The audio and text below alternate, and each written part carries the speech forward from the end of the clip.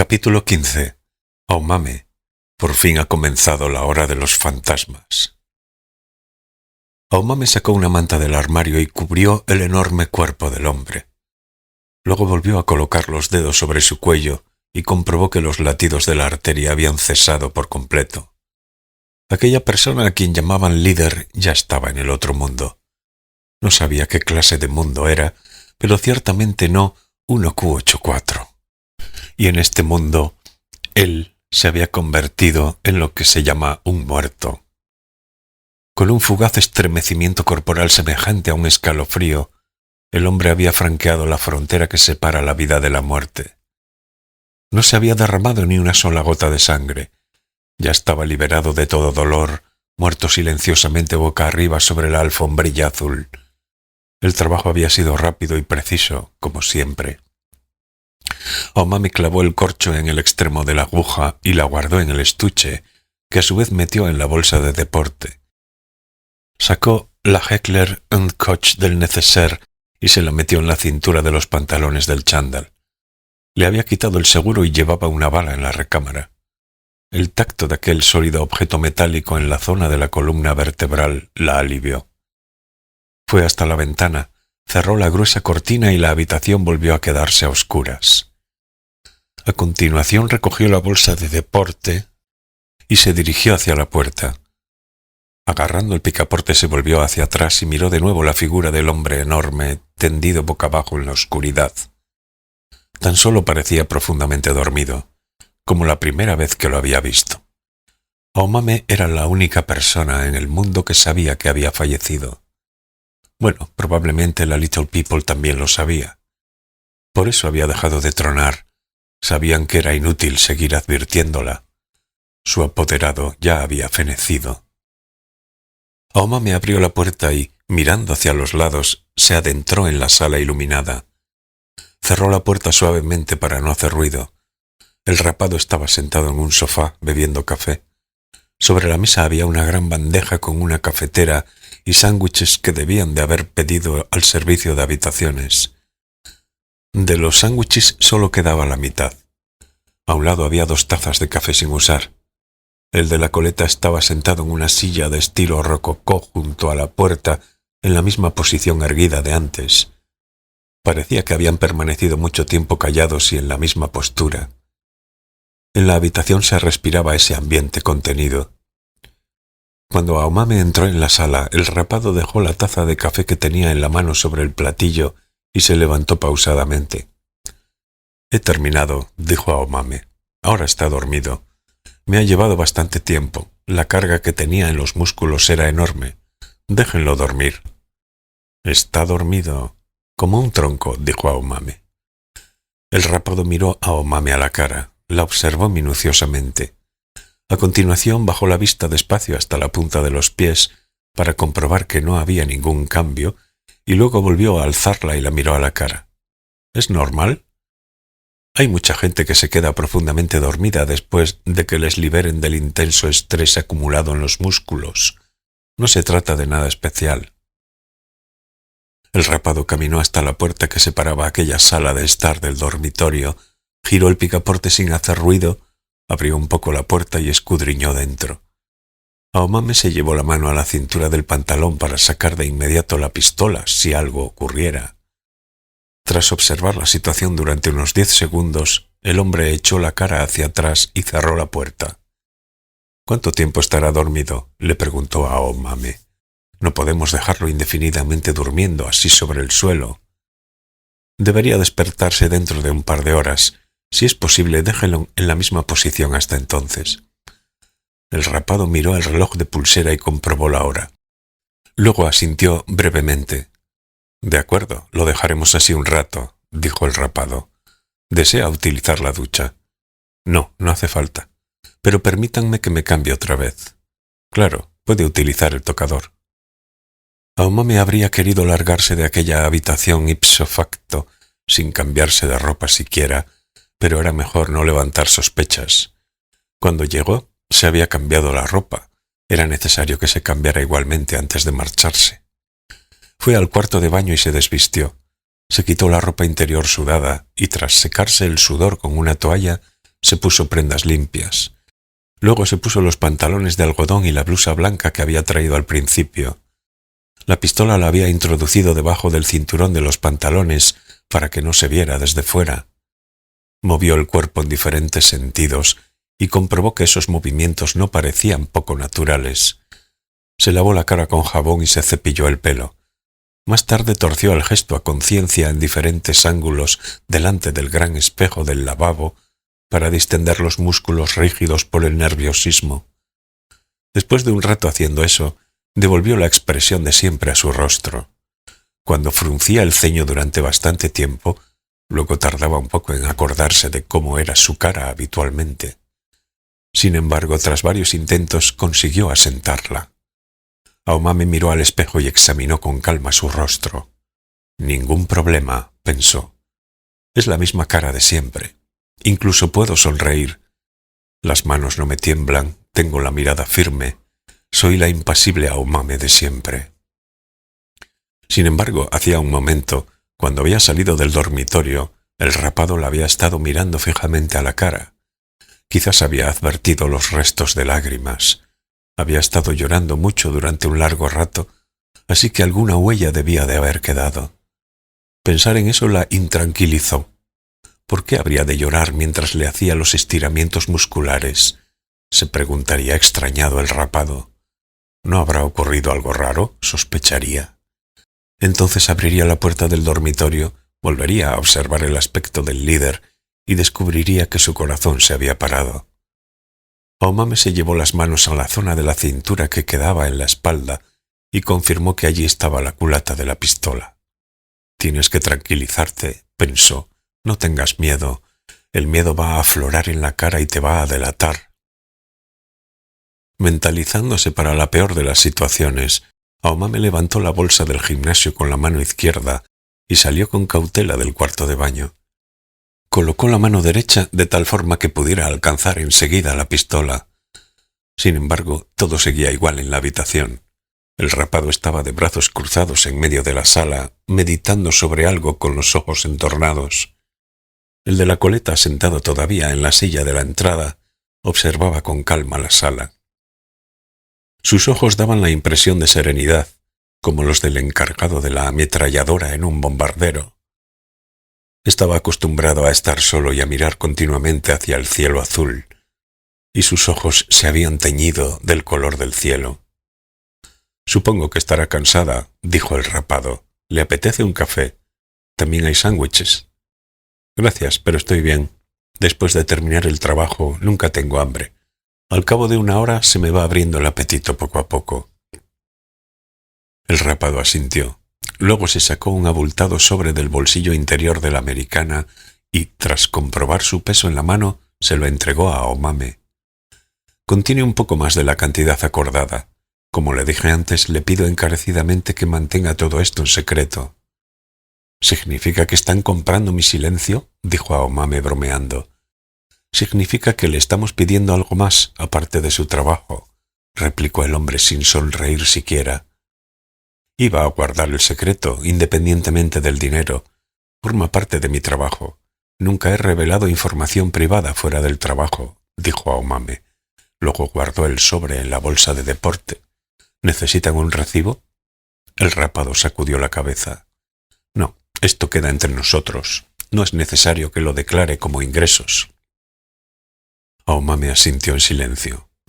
«Debió de requerirle mucha fuerza», comentó el rapado sondeándola. «Más que de costumbre», dijo ella. «Es que no es una persona normal y corriente». «Eso parece». «Es alguien irreemplazable», dijo él. «Además ha soportado esos fuertes dolores durante mucho tiempo. Por así decirlo, ha asumido todo nuestro dolor y sufrimiento. Esperamos que al menos haya podido aliviar un poco ese dolor». «Como desconozco cuál es el causante principal, no puedo afirmar nada con seguridad», dijo Aomame midiendo sus palabras. «Creo que un poco sí que lo he aliviado». El rapado asintió. «Me da la impresión de que usted también está bastante agotada». «Puede ser», dijo ella. Mientras Aomame y el rapado hablaban, el de la coleta observaba la sala en silencio desde la silla al lado de la puerta. Su cara permanecía inmóvil, Solo sus ojos se movían. Su semblante no mostraba ningún cambio. No se sabía si la conversación entre los otros dos llegaba a sus oídos. Era solitario, taciturno y sumamente precavido. Buscaba la pequeña sombra de un caza enemigo entre las nubes. Al principio eran tan diminutos como un grano de mostaza. Después de vacilar un instante, Aomame le hizo una pregunta al rapado. Quizá me meta en donde no me llaman, pero beber café y comer sándwiches de jamón no infringe los preceptos de la organización. El rapado se dio la vuelta y miró la bandeja con la cafetera y los sándwiches sobre la mesa. Algo parecido a una sonrisa afloró a sus labios. Los preceptos de nuestra organización no son tan estrictos. El alcohol y el tabaco sí que están prohibidos. También existen ciertas restricciones en el terreno sexual. Pero en lo que respecta a la comida tenemos relativa libertad. Normalmente solo comemos cosas frugales, pero no existe nada en particular que nos prohíba tomar café o sándwiches de jamón. Aomame solo asintió sin manifestar su opinión. Somos una gran congregación, de modo que necesitamos cierta disciplina, evidentemente. Sin embargo, una excesiva exposición a formas rígidas podría desviar la atención del objetivo esencial. Los preceptos y doctrinas se adoptan exclusivamente por conveniencia. Lo importante no es el marco, sino el contenido. Y el líder es quien ofrece el contenido, ¿no? Sí, él puede escuchar la voz que nuestros oídos no alcanzan a oír. Es alguien especial. El rapado volvió a mirar a Aomame a la cara. Gracias por su trabajo. Parece que acaba de escampar. Vaya tormenta, exclamó Aomame. Y que lo diga, dijo el rapado. Sin embargo, parecía que la lluvia y la tormenta no le interesaban demasiado. Aomame se despidió inclinando ligeramente la cabeza hacia adelante, recogió la bolsa y se encaminó hacia la entrada. «Espere un minuto». El rapado la detuvo a sus espaldas.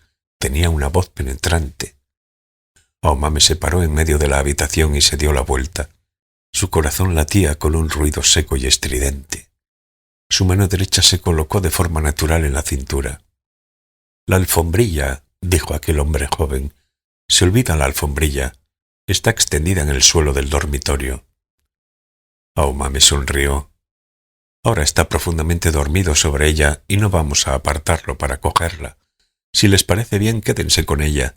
No es un objeto de valor y está bastante usada. Si no la necesitan, desháganse de ella». El rapado meditó un instante, pero enseguida asintió. «Muchas gracias por haber venido», dijo. Cuando Aomame se acercó a la salida, el de la coleta se levantó de la silla y le abrió la puerta. Luego hizo una pequeña inclinación de cabeza.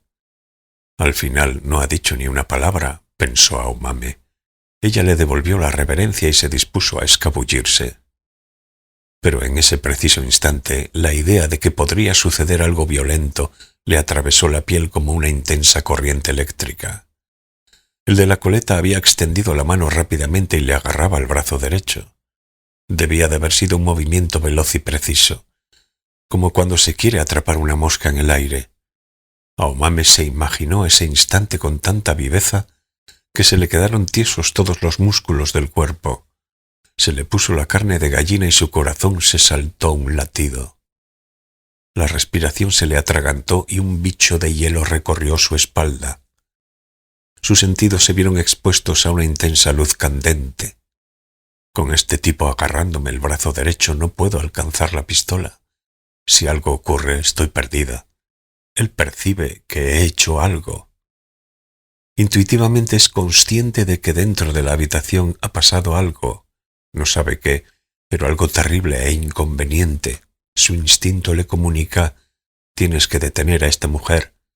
Le ordena que me derribe al suelo, que me aplaste con fuerza y que, de momento, me disloque el hombro.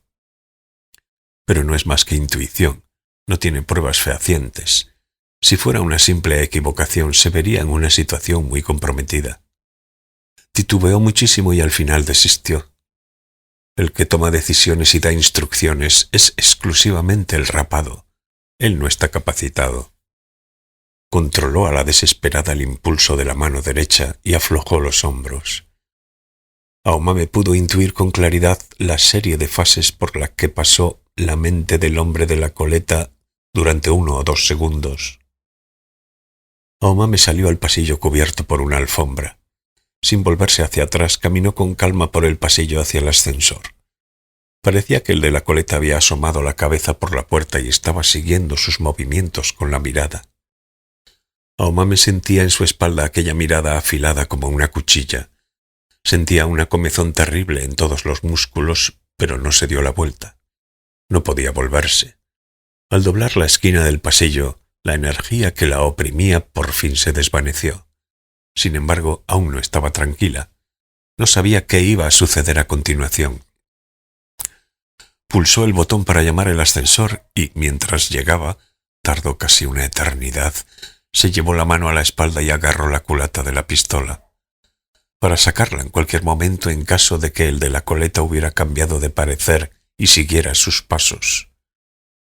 Antes de que aquellas robustas manos la atraparan, tendría que pegarle un tiro sin vacilar. O pegarse un tiro a sí misma sin vacilar. Aomame no decidió por cuál de las dos opciones decantarse. Probablemente no lo haría hasta el último momento. Pero nadie la seguía. Los pasillos del hotel permanecían muertos, en silencio. El ascensor se abrió con un ruido metálico y Aomame se metió en él. Pulsó el botón para bajar al hall y esperó a que la puerta se cerrara.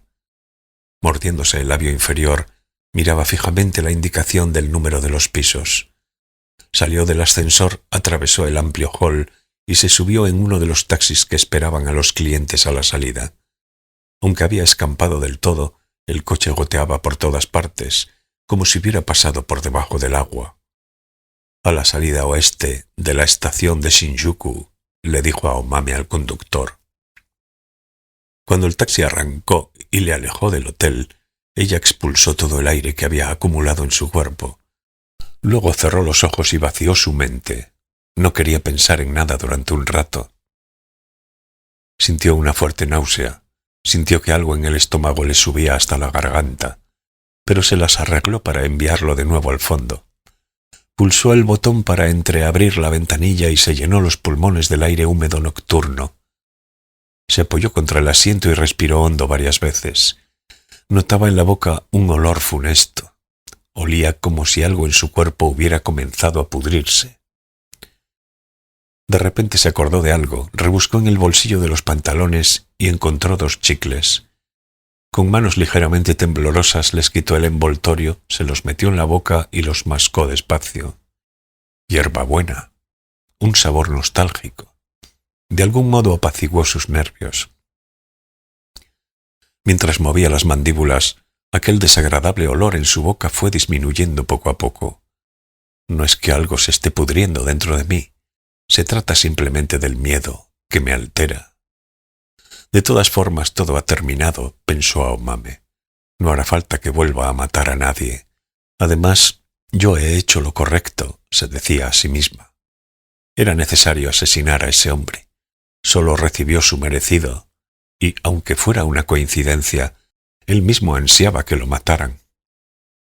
Yo le he dado una muerte apacible, tal y como él deseaba. No he cometido ningún error, solo he infringido la ley.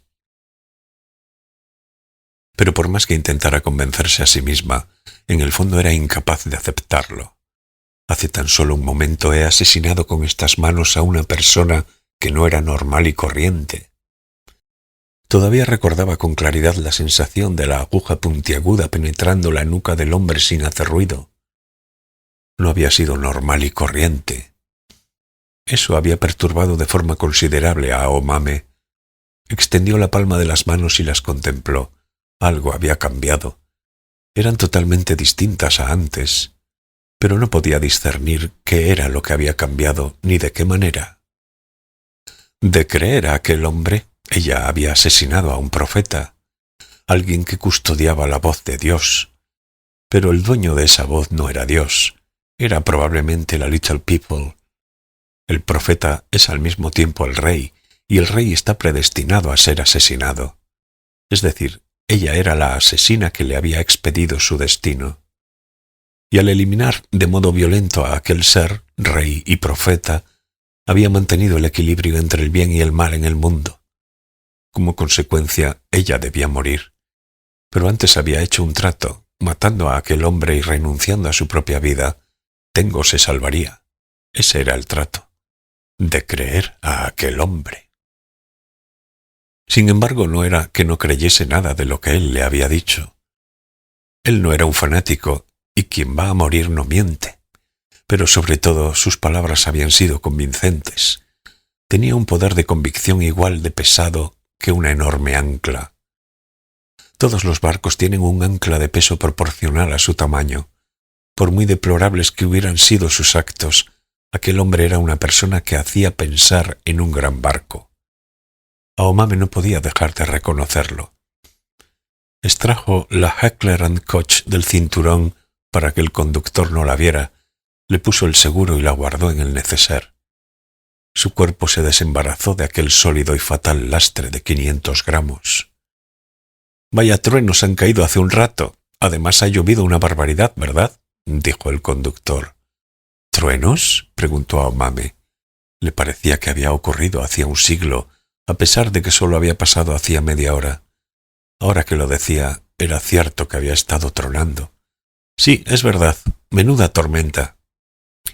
«¿Y eso que en el parte meteorológico no dijeron nada?» «Dijeron que iba a hacer buen tiempo todo el día». Aomame le daba vueltas a la cabeza. Tenía que decir algo, pero las palabras no le venían a la mente. Era como si tuviera la cabeza muy torpe.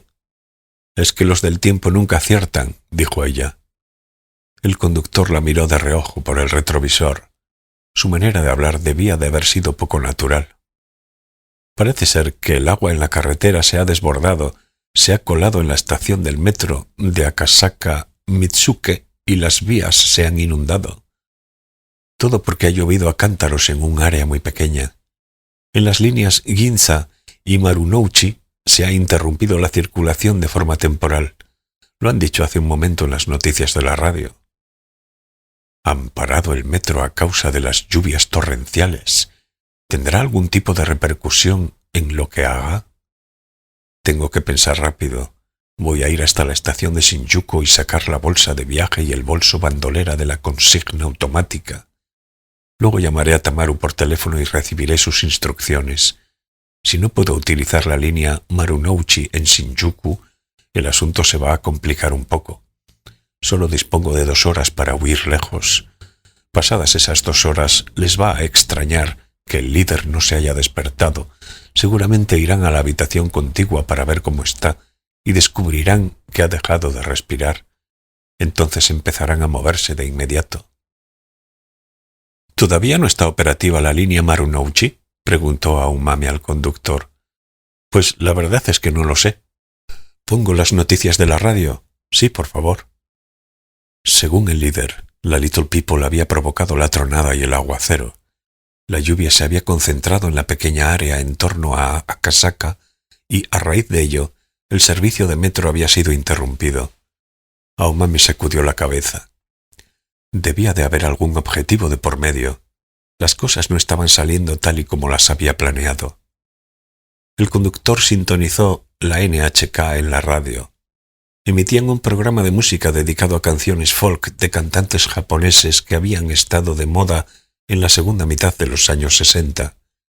Aomame las había escuchado en la radio cuando era pequeña y se acordaba vagamente de ellas, pero no le traían ningún recuerdo grato. Más bien le provocaron un malestar en el pecho. Aquellas canciones le hacían recordar la clase de cosas que no le apetecía recordar. Tuvo paciencia y escuchó el programa durante un buen rato, pero por más que esperaba, no emitían ninguna noticia sobre el estado de la circulación del metro.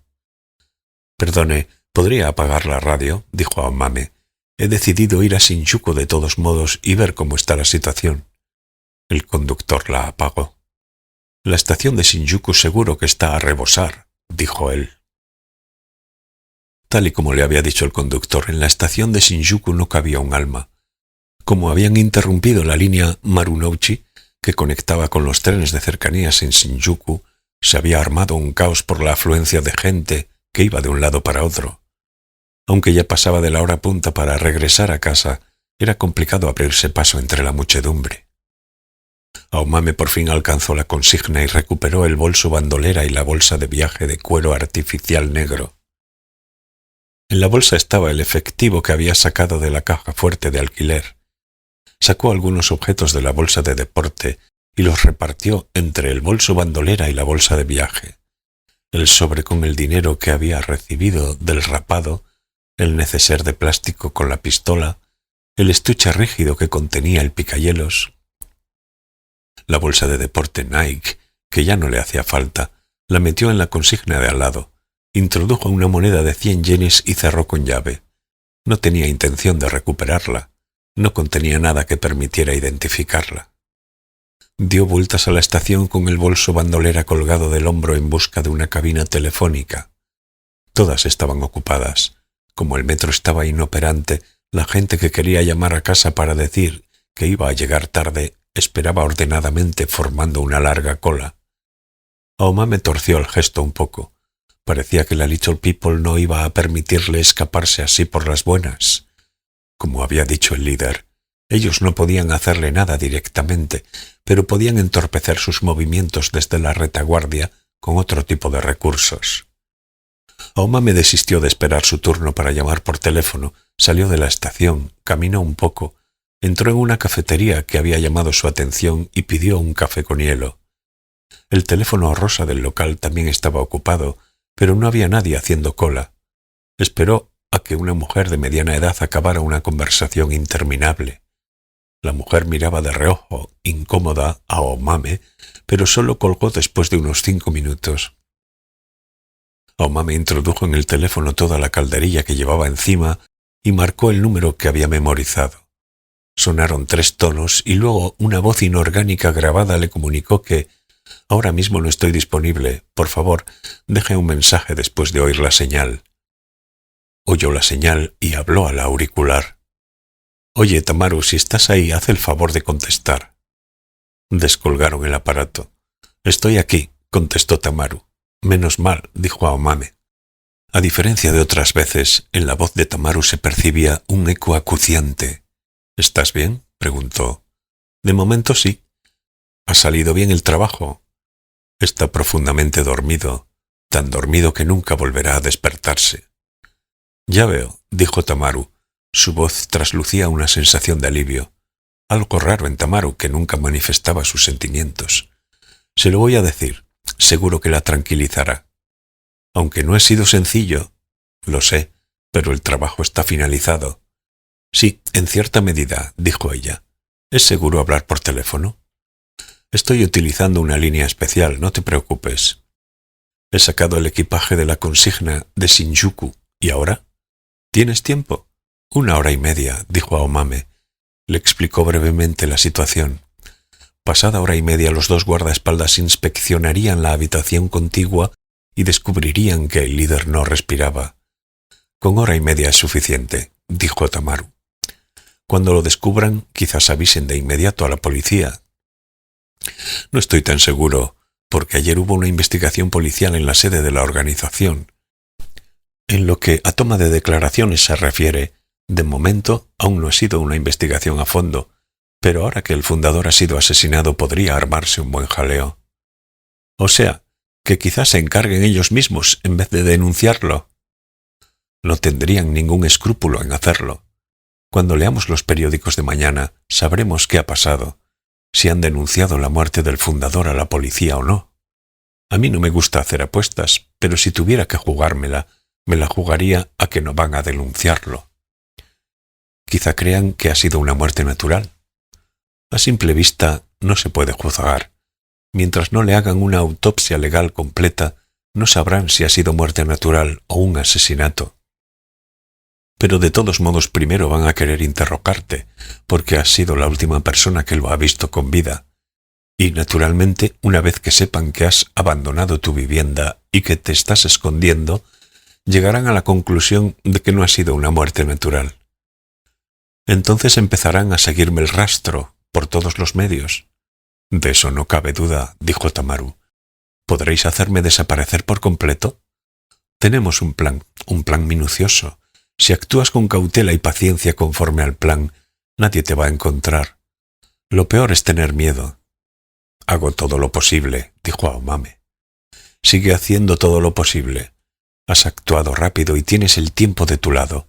Eres una persona cautelosa y paciente. Basta con que hagas lo de siempre. Ha habido lluvias torrenciales en la zona de Akasaka y se ha interrumpido el servicio de metro. Lo sé, dijo Tamaru, pero no te preocupes, no está previsto que utilices el metro. Ahora mismo vas a tomar un taxi y vas a venir a la casa de acogida en el centro de la ciudad. ¿En el centro de la ciudad? ¿No me habías dicho que me fuera lejos? Por supuesto, vas a irte lejos. Tamaru intentó convencerla pausadamente, pero antes necesitas ciertos preparativos. Tienes que cambiarte de nombre y de rostro.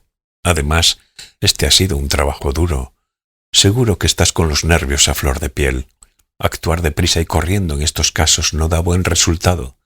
Vas a esconderte durante un tiempo en la casa de acogida. Tranquila, nosotros vamos a apoyarte. ¿Dónde está? En Koenji, dijo Tamaru. Koenji, pensó Aomame. Entonces se dio un golpecito en los incisivos con la punta de las uñas. Koenji era territorio desconocido para ella. Tamaru le dio la dirección y el nombre del edificio. Como de costumbre, Aomame grabó todo en su cabeza, sin tomar nota.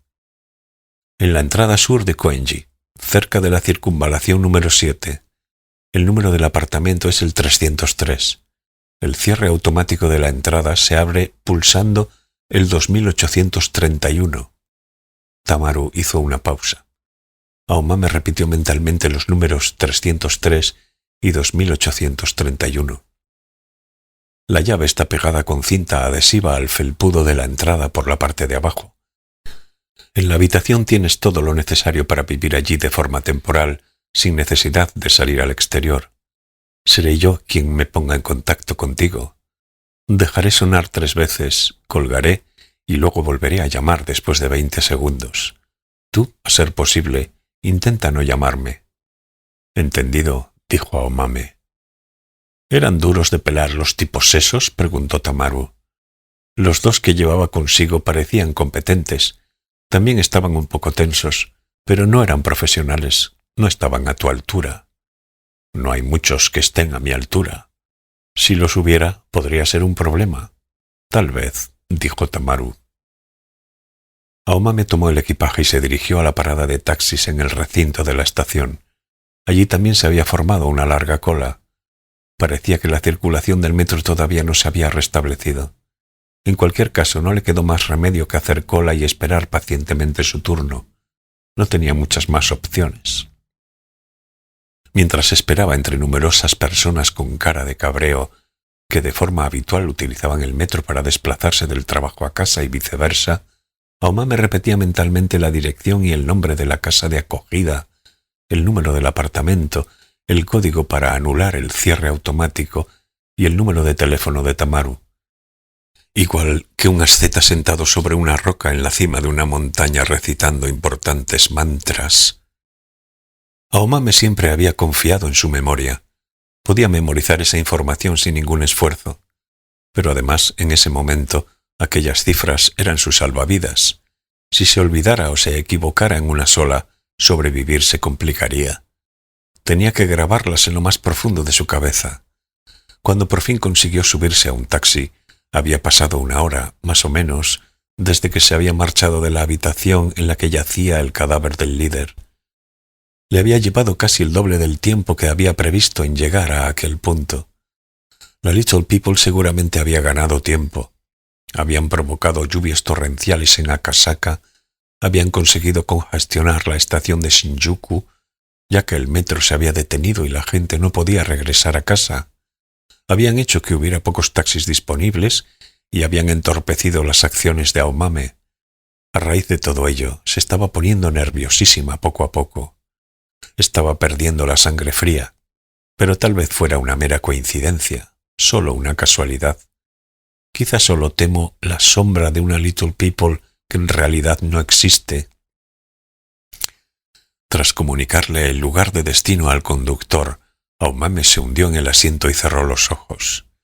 En ese momento los 2 hombres de traje oscuro estarían comprobando la hora en sus relojes de pulsera mientras esperaban a que el fundador se despertase.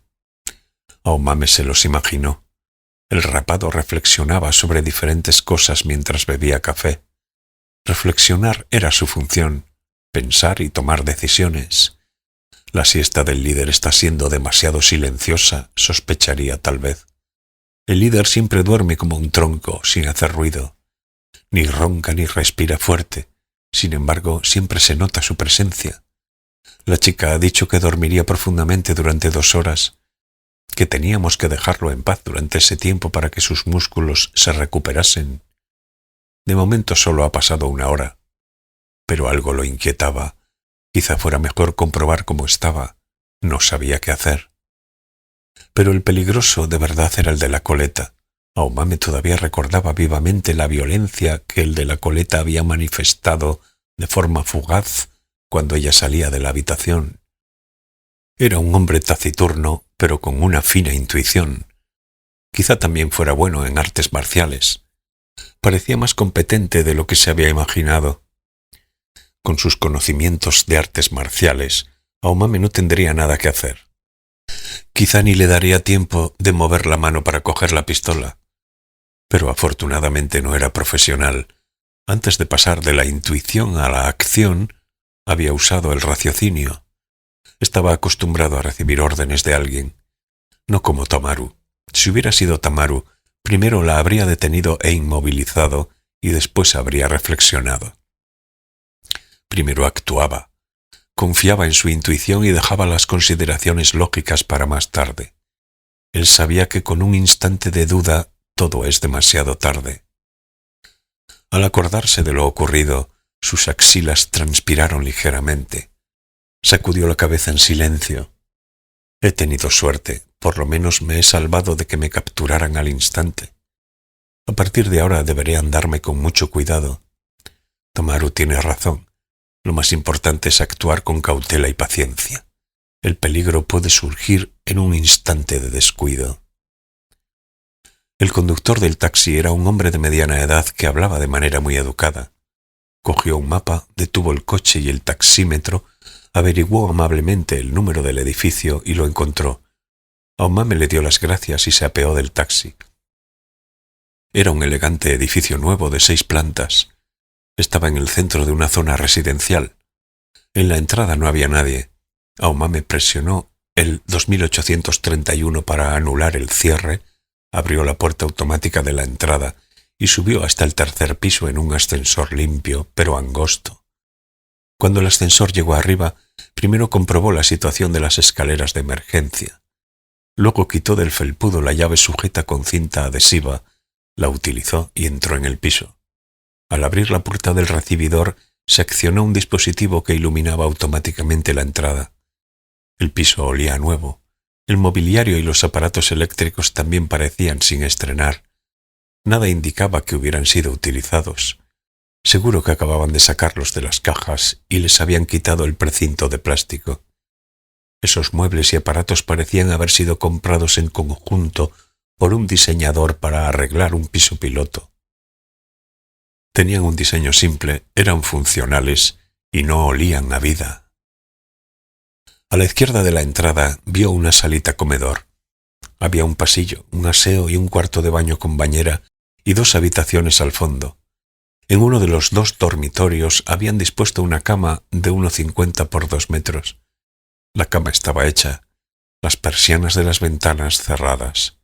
Al abrir la ventana que daba a la calle, se oyó el ruido del tráfico en la circunvalación número 7, como el fragor lejano del mar. Al cerrarla apenas se oía nada. En la salita había un pequeño balcón desde el cual se dominaba el parque que se interponía entre el edificio y la calle. Había un columpio, un tobogán, un cajón de arena y unos aseos públicos. Una alta farola de mercurio iluminaba todo alrededor de manera casi artificial. Un enorme olmo de agua desplegaba sus ramas. El piso estaba en la 3er planta, pero como en el vecindario no había edificios altos, no tenía que preocuparse porque alguien la observara. Aomame se acordó del piso que acababa de abandonar en Jiyugaoka. Era un edificio viejo, no demasiado limpio, en el que de vez en cuando aparecían cucarachas y de paredes finas. Aunque no tenía excesivo apego por aquella vivienda, en ese momento la echó de menos. Al estar en aquel piso nuevo e impoluto, le daba la sensación de que se había convertido en una persona anónima a la que habían arrebatado los recuerdos y la personalidad. Dentro de la nevera, 4 Heineken en lata se estaban enfriando en el estante de la puerta. Aomame abrió una y le dio un sorbo. Encendió el televisor de 21 pulgadas. Se sentó frente a él y vio las noticias. Informaban sobre la tronada y las lluvias torrenciales. La noticia principal era la inundación de la estación Akasaka-Mitsuke y la interrupción de las líneas Marunouchi y Ginza. El agua desbordada había corrido por las escaleras de la estación como una cascada. Los empleados de la estación, vestidos con impermeables, habían apilado sacos de arena en la entrada, pero ya era demasiado tarde. El servicio de metro seguía suspendido y todavía no estaba previsto restituirlo. Blandiendo un micrófono, el reportero de la televisión preguntaba su opinión a la gente que se había quedado sin medio para volver a casa. En el parte meteorológico de la mañana dijeron que hoy iba a hacer un tiempo espléndido todo el día, se quejó una persona. Vio las noticias hasta el final, pero, como cabía esperar, no emitieron ninguna noticia sobre el fallecimiento del líder de vanguardia. Aquellos dos debían de estar esperando en la sala contigua a que transcurrieran las 2 horas. Después se enterarían de la realidad. Aomame sacó el neceser de la bolsa de viaje, cogió la Heckler & Koch y la puso sobre la mesa del comedor. Una semiautomática de fabricación alemana sobre una nueva mesa de comedor resultaba terriblemente tosca y taciturna, y negra como el carbón. Con todo, daba a la habitación despersonalizada un toque de intensidad. «Paisaje con pistola automática», susurró Aomame. Parecía el título de un cuadro. A partir de entonces tendría que llevarla siempre consigo. Tendría que estar preparada para hacerse con ella de inmediato en cualquier momento, para disparar a otro o para dispararse a sí misma. Dentro de la enorme nevera había alimentos como para atrincherarse allí durante un mes si hiciera falta. Verduras, fruta y unos cuantos platos precocinados para consumir al instante. En el congelador había diversos tipos de carne, pescado y pan. Incluso había helado. En las alacenas había colocados diversos productos ya preparados, latas de conserva y condimentos. También arroz y fideos. Había agua mineral en abundancia, así como 2 botellas de vino tinto y 2 de blanco. No sabía quién lo había dispuesto todo, pero lo había hecho con esmero. No se le ocurría nada que pudiera faltar. Como tenía algo de hambre, sacó el camembert, lo cortó y se lo comió con un cracker. Tras haberse comido medio queso, lavó un apio bien lavado y lo mordisqueó entero con mayonesa. Luego abrió uno por uno los cajones de la cómoda que había en su dormitorio. El superior contenía un pijama y un albornoz fino. Eran artículos sin estrenar que venían en bolsas de plástico. Estaban muy bien dispuestos. En el siguiente había 3 juegos de camisetas y calcetines, medias y ropa interior de repuesto. Todas eran simples y blancas, a juego con el diseño de los muebles, y todas venían en bolsas de plástico. Debían de ser iguales que las que se les proporcionaba a las mujeres de la casa de acogida. Aunque estaban hechas de buen material, tenían cierto aspecto de productos de suministro. En el aseo había champú, acondicionador, crema hidratante y colonia. Lo habían equipado con todo lo que necesitaba. Como normalmente Aomame apenas se maquillaba, los productos que necesitaba eran muy limitados. Había, además, un cepillo de dientes, un cepillo interdental y un tubo de pasta dentífrica. También habían preparado de forma meticulosa un cepillo para el pelo, bastoncillos, una cuchilla de afeitar, unas pequeñas tijeras y artículos de higiene femenina. Las existencias de papel higiénico y pañuelos de papel también eran suficientes. Habían doblado toallas de baño y toallas para la cara y las habían apilado en un armario. Todo había sido dispuesto con sumo cuidado. Abrió el armario ropero. A lo mejor se encontraba con vestidos y zapatos de su talla bien ordenados. Si fueran de Armani y Ferragamo, podría darse con un canto en los dientes. Pero contra todo pronóstico, el armario estaba vacío. No habían llegado a tanto. Eran conscientes de hasta qué punto eran meticulosos y a partir de qué punto se excedían. Igual que la biblioteca de Jay Gatsby disponía de libros reales, pero las páginas no llegaban a estar cortadas. Además, mientras permaneciera allí, no tendría necesidad de ropa para salir a la calle. Ellos no le habían preparado cosas que no iba a necesitar. Sin embargo, sí que habían dispuesto un montón de perchas. Aomame sacó la ropa que había traído de la bolsa de viaje y, tras comprobar prenda por prenda que no estaba arrugada, la colgó en las perchas. Sabía que no hacerlo y dejar la ropa metida en la bolsa sería más conveniente si tuviera que huir a toda prisa, pero no había nada que odiara más en este mundo que ponerse ropa toda arrugada. «Nunca seré una delincuente fría y profesional», pensó Aomame. «Joder, mira que preocuparme por si la ropa se arruga en este preciso momento». Entonces se acordó de una conversación que había mantenido con Ayumi. «Escondo el parné entre el somier y el colchón y, cuando la cosa se pone fea, cojo todo y huyo por la ventana». «Sí, eso», dijo Ayumi y chascó los dedos, como en La huida, la peli de Steve McQueen. Un fajo de billetes y una escopeta. Me gusta. «No es una vida tan divertida», dijo Aomame a la pared. Después Aomame fue al cuarto de baño, se desnudó y se dio una ducha. El agua caliente arrastró el desagradable sudor que quedaba en su cuerpo. Salió del cuarto de baño, se sentó frente a la mesa de la cocina y, mientras se secaba el pelo húmedo con una toalla, volvió a tomar un trago de la cerveza que había dejado. «Hoy las cosas se han sucedido como cabía esperar», pensó Aomame. Clac. El engranaje se ha movido hacia adelante. Una vez que avanza hacia adelante, nunca vuelve atrás. Esa es una regla mundial. Aomame cogió la pistola, la puso del revés y se metió el cañón en la boca mirando hacia arriba. En el extremo de los dientes sintió su tacto metálico, muy duro y frío. Olía ligeramente a grasa. Podría volarme los sesos, levantar el percutor y apretar el gatillo. Todo se terminaría para siempre. No haría falta pensar en nada, no haría falta huir. Aomame no tenía ningún miedo de morir. Yo muero y Tengo sobrevive. Él va a vivir en este mundo de 2 lunas, en el año de 1Q84. Pero en él yo no estoy incluida. No podré verlo en este mundo. Nunca podré verlo por muchos mundos que se superpongan. Al menos eso es lo que dijo el líder. Aomame observó lentamente todo el piso. Es como un piso piloto, pensó. Está limpio, da sensación de uniformidad y dispone de todo lo que necesito.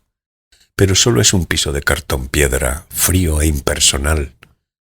Morirme aquí no sería una muerte demasiado agradable.